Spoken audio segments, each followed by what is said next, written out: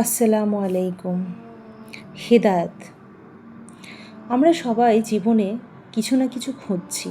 কেউ শান্তি, কেউ ভালোবাসা, কেউ সফলতা। কিন্তু কখনো ভেবেছো যেটা সবচেয়ে বেশি দরকার সেটা হলো হিদায়াত, আল্লাহর হিদায়াত।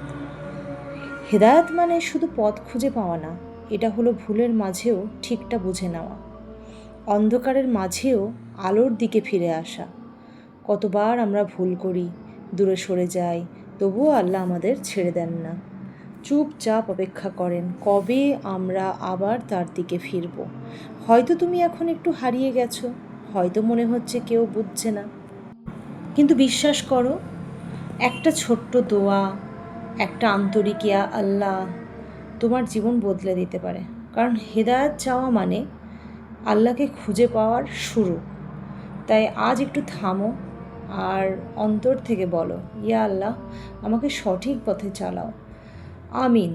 আমরা যেন সবাই সঠিক পথে চলতে পারি, আল্লাহ যেন আমাদেরকে সঠিক পথে চলার তৌফিক দেয়। আমিন।